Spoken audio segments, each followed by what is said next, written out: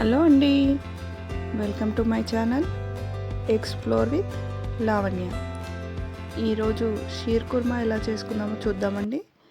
Shear కుర్మాకు కావాల్సిన ingredients అన్నీ cut చేసుకొని రెడీగా పెట్టేసుకోవాలండి. ఇది మా చిన్నమ్మాయి అసలు డ్రై ఫ్రూట్స్ తినదండి. తన కోసం అప్పుడప్పుడు స్కూల్ నుంచి వచ్చేలోపు ఇలా చేసి పెడుతుంటాను.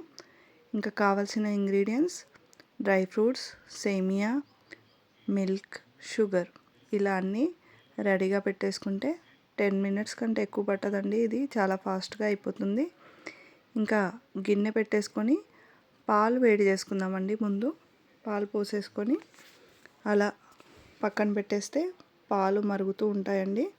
ఈలోపు ఇంకో ప్యాన్ పెట్టుకొని అందులో మనం ముందే రెడీగా పెట్టుకున్న డ్రై ఫ్రూట్స్ కాజు, బాదం, పిస్తా అవి ముందు వేసానండి. అది కాస్త టైం పడుతుంది కదా, ఒక 2 నిమిషాల తర్వాత మిగతా డ్రై ఫ్రూట్స్ వేసేసి స్టవ్ సిమ్లో పెట్టాలండి. అలా గోల్డెన్ బ్రౌన్ వచ్చేలోపు మనం పక్కన పాలు చూద్దాం. పాలు కూడా వేడైపోయాయి, ఇంకా ఇవి కూడా వేగిపోయాయండి. ఇలా తీసేసుకొని మనం ఆల్రెడీ రోస్ట్ చేసిన సేమియాని అండి కాస్త మళ్ళీ నెయ్యి వేసి కాస్త వేయించుకొని తీసుకొని పక్కన పెట్టేసుకుందాం.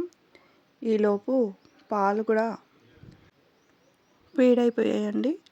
ఇంకా షుగర్ వేసేసుకుందాం. షుగర్ వేసేసుకొని ఒకసారి అలా కలుపుతూ ఉండాలండి, కరిగిపోతుంది షుగర్ కూడా.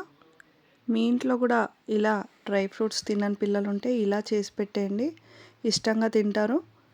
ఇంకా మనం ఆల్రెడీ రోస్ట్ చేసి పెట్టుకున్న డ్రై ఫ్రూట్స్ అవన్నీ రెడీగా పెట్టేసుకున్నాం కదండి.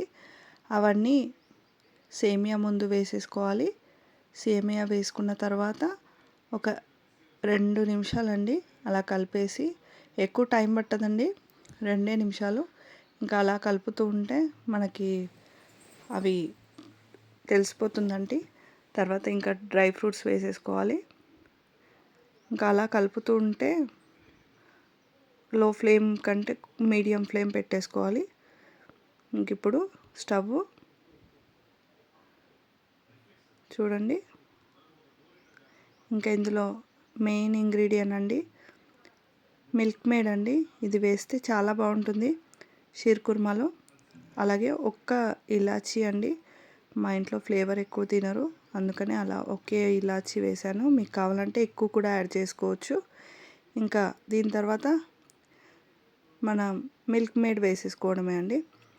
కావలసిన మిల్క్ మేడ్ వేసేసుకొని ఒక 2 స్పూన్లు పడుతుందండి ఈ క్వాంటిటీకి.